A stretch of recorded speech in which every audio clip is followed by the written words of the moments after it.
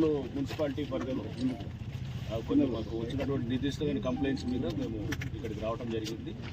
So మా టీంతో పాటు ఇతర విభాగాలు ఇరిగేషన్ ఇంకా ఇతర డిపార్ట్మెంట్స్ వాళ్ళని కూడా మేము ఈ విజిట్లో వాళ్ళని కూడా భాగస్వాములు చేసి మేము ఇక్కడ ఫీల్డ్ ఎంక్వైరీ కోసం రావడం జరిగింది. సో దాంట్లో ప్రధానంగా ఈ అమీన్పూర్ పెద్ద చెరువు దాని యొక్క యాక్సిడెంట్ గురించి కూడా అక్కడ స్థానికంగా చాలామంది వాళ్ళ కంప్లైంట్స్ ఉన్నాయి.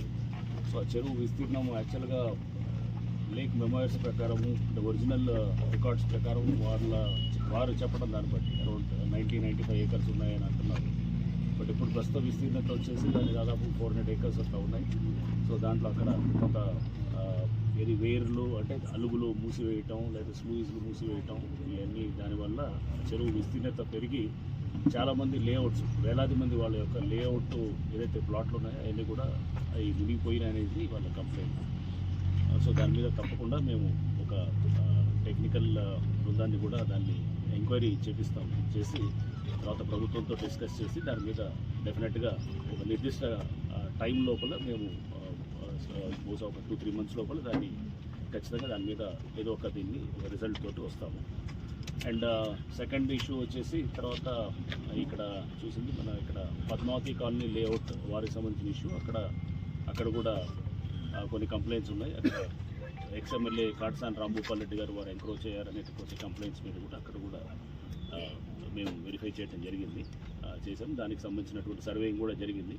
సో దాని మీద కూడా మేము డెఫినెట్గా ఒక అంటే లేఅవుట్లో ఉన్నటువంటి రోడ్స్ లేకపోతే అక్కడ పార్కులు అండ్ అట్లానే అక్కడ ఇంకొక కాలనీ ఇది మన వెంకటరమణ కాలనీ కూడా వారు కూడా పార్కు ఆక్రమించారని చెప్పారు. సో దాన్ని కూడా మేము డెఫినెట్గా దాన్ని ఎంక్వైరీ చేసి ఏదైతే కనుక ఒకవేళ ఆక్రమితం అయి ఉంటే కనుక దాని మీద డెఫినెట్గా చట్టపరంగా హైడ్రా యాక్షన్ ఖచ్చితంగా ఉంటుంది. అండ్ నెక్స్ట్ తర్వాత కూడా ఇక్కడ షమ్మునికుంట దగ్గర కూడా వెళ్ళటం జరిగింది. అక్కడ కూడా ఆల్రెడీ ఎన్జిటీలో నేషనల్ గ్రీన్ ట్రిబ్యునల్లో కూడా కేసెస్ నడుస్తున్నాయి. సో దాంట్లో కూడా ఎఫ్టీఆర్లో పలు కట్టడాలు వచ్చాయనేటువంటి కూడా అది కూడా చెప్పారు. సో దాన్ని కూడా మేము చూస్తాము. సో అక్కడ టౌన్ ప్లానింగ్ వాళ్ళు చెప్పడం దాన్ని బట్టి చాలా స్ట్రక్చర్స్ వచ్చాయి. ఒకవైపు చెరువుని అంటే 2 విధాలుగా చెరువుని డివైడ్ చేశారు. షమ్మునికుంటని మధ్యలో రోడ్డు వేసి ఒకవైపు బండ్తోటి దాన్ని కొంత లిమిట్ చేయగలిగారు, కానీ ఇంకోవైపు పూర్తిగా ఆక్రమితం అవుతూనే ఉంటుంది. సో దాన్ని కూడా మేము డీటెయిల్గా స్టడీ చేసి త్వరలో దాని మీద కూడా డెఫినెట్గా యాక్షన్ ఉంటుంది. అండ్ 4వది ఈరోజు ఇక్కడ ఈ లేఅవుట్ ఈ పర్టికులర్ పద్మావతి కాలనీ ఇది Venkataramana colony layout right sir. ఇందాక నేను చెప్పింది హెచ్ఎండి కాలనీ లేఅవుట్ అక్కడ పార్క్ అనేది రైట్. ఇది వెంకటరమణ కాలనీ లేఅవుట్. దీనికి సంబంధించింది కూడా వీళ్ళు కూడా కంప్లైంట్స్ ఉన్నాయి. సో దీంట్లో పార్కు ఉన్నది. పార్కు దాదాపు 1 ఎకరా దాకా పార్కు